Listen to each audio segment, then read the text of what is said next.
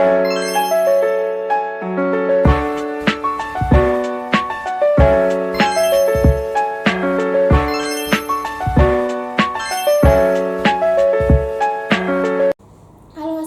warahmatullahi wabarakatuh. Kembali lagi dengan saya Bidan Risma di channel YouTube-nya PMB Bidan Eko Fitriana. Nah bunda-bunda udah ada yang tahu belum sih kalau ada metode kontrasepsi untuk ibu menyusui tanpa harus disuntik, tanpa harus minum obat atau dimasukin alat ke dalam tubuh, ya, yaitu namanya metode amenorrea laktasi atau KB-MAL ya. KB-MAL ini memang hanya diperuntukkan untuk ibu menyusui ya bun ya, dan pastinya ada syarat-syaratnya nanti akan saya sebutin. Nah KB-MAL itu apa sih? KB-MAL itu termasuknya KB alami ya bun ya, yang memang diperuntukannya hanya untuk ibu menyusui. Jadi kalau misalnya aku nggak menyusui nih gitu, bisa nggak? Ya nggak bisa gitu ya. Atau misalnya ibu menyusui tapi dicampur sama sufor gitu, itu juga nggak bisa ya, karena syarat-syaratnya itu yang pertama ibu yang telah selesai nifas ya. Yang nifas itu kan kurang lebih 42 hari ya bun ya. Nah kalau misalnya bundanya udah selesai nifas nih, misal 40 hari, terus bundanya udah ngeflek atau misalnya udah keluar darah 2 hari gitu, yaitu kita nyebutnya memang udah haid, berarti bundanya udah subur. Kalau misalnya udah haid memang nggak bisa pakai KB-MAL ini gitu ya. Terus KB-nya apa? Nanti solusinya bisa suntik, spiral, dan lain-lain. Nanti kita bahas lain waktu gitu ya, bagusnya apa untuk ibu menyusui. Cuman untuk sekarang kita fokus ke MAL dulu ya bun ya. Nah itu tadi syaratnya satu, ibu yang belum pernah haid setelah selesai nifas itu satu. Yang kedua, ibu yang ngasih bayinya itu ASI eksklusif, yaitu tanpa tambahan makanan atau minuman apapun gitu ya. Jadi kalau misalnya bunda-bundanya kerja nih, jadi memang nggak full ASI karena dicampur sufor, meskipun sufornya sedikit, itu nggak bisa ya.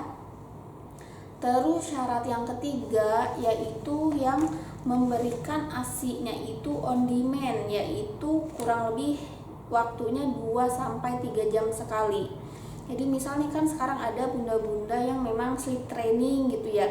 Kalau sleep training kan memang bayi fokus menyusunya itu pagi sampai sore.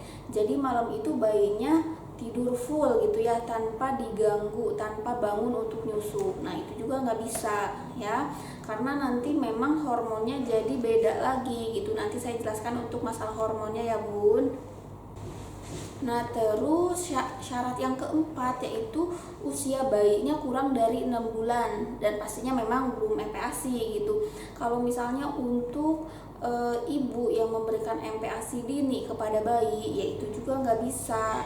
Kenapa nggak bisa? Karena kan nanti berarti anak udah makan gitu ya. Kalau udah makan berarti menyusunya itu nggak sering, soalnya kan bayi ada kenyangnya habis makan gitu. Jadi kalau misalnya yang ngasih susu formula atau tadi ngasih MPASI dini, ya itu juga nggak bisa ya. Nah untuk cara kerjanya ya, kalau ada bunda-bunda yang bertanya kok bisa sih metode KB-MAL gitu bisa jadi metode kontrasepsi sedangkan kan kita nggak minum obat, nggak pakai alat apapun, dan nggak disuntik gitu ya. Kenapa bisa? Nah itu memang cara kerja hormon ya bun ya. Cara kerjanya yaitu menghambat terjadinya ovulasi, jadi tidak akan terjadi pembuahan ya bun ya. Karena semakin kita sering menyusui bayi yang setiap 2-3 jam sekali, itu meningkatkan hormon prolaktin dan hormon oksitosin di dalam tubuh kita gitu ya. Hormon prolaktin itu fungsinya untuk menghambat pelepasan hormon kesuburan. Jadi kalau misalnya hormon prolaktin dan oksitosin kita tinggi, si hormon estrogen itu jadi rendah bun. Jadi memang tidak akan terjadi ovulasi. Ya bagaimana mau ovulasi atau masa subur gitu ya. Sedangkan kita juga nggak menstruasi gitu. Karena itu tadi nyambung kan sama namanya metode amenorrea laktasi. Amenorrea itu memang tidak haid gitu ya. Jadi itu bun karena hormon ya. Nah terus untuk bunda-bunda yang bertanya kok bisa sih dengan nggak minum apapun bisa jadi KB emang efektif. Gimana kalau kebobolan gitu ya? Sebenarnya untuk KB mal ini efektivitasnya tinggi loh bun, sebanyak 90% gitu. Tetapi memang harus memenuhi syarat yang tadi saya sebutin. Nggak bisa kalau misalnya bundanya memang belum haid nih gitu ya, setelah selesai nifas, tapi bundanya itu nggak menyusui secara langsung secara DBF gitu ya, atau ngasih ASI-nya itu 4 jam sekali gitu ya, itu memang nggak bisa ya. Karena apa? Kalau kita nanti jarang menyusui, hormon prolaktin di dalam tubuh kita itu rendah dong.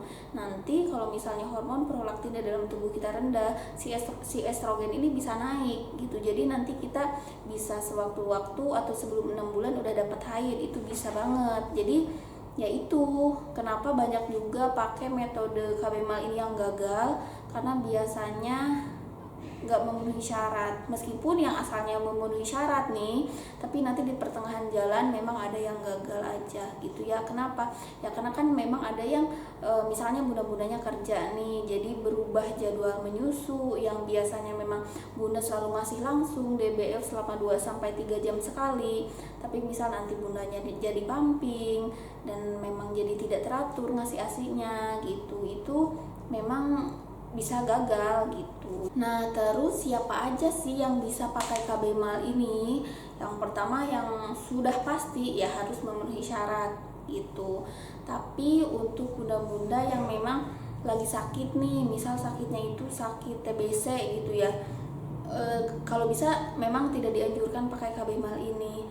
Memang sebenarnya si TBC-nya ini gak menularkan ke bayi ya, tapi kan kalau kita menyusui bayi, apalagi DBF, udah pasti kan kita berpapasan ya, langsung dekat dengan bayi ini. Takutnya memang kan dari udaranya nanti takut bayinya ketularan gitu. Jadi kalau bisa jangan pakai KB ini ya. Pakai KB apa? Bisa pakai suntik 3 bulan ya, spiral dan lain-lain. Untuk lebih jelasnya nanti kita bahas di video yang lain juga ya bun. Nah terus untuk bunda yang mempunyai penyakit HIV gitu, kalau bisa jangan dulu, soalnya kan takut bayinya tertular gitu ya. Nah mungkin itu aja sih ya bun ya.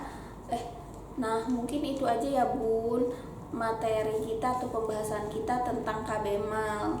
Untuk bunda-bunda yang memang mau pakai KB mal disarankan harus konsisten ya, konsisten dalam menyusui bayi gitu, dan jangan greget ngasih sufor gitu, jangan ya. Kalau misalnya bunda-bundanya kerja dan memang gak bisa ngasih ASI sesering mungkin, berarti bundanya harus pakai KB lain aja daripada kebobolan, dedenya kasihan gitu ya. Tapi untuk bunda-bunda yang memang ingin bertanya lebih lanjut tentang metode amenorelaktasi atau KB mal, boleh hubungi Bidan Eko Fitriana. Bisa langsung datang ke klinik, nama mapsnya itu Klinik Bidan Eko Fitriana, atau via WA boleh ya. Mungkin itu saja ya bun. Bye bye. Assalamualaikum warahmatullahi wabarakatuh.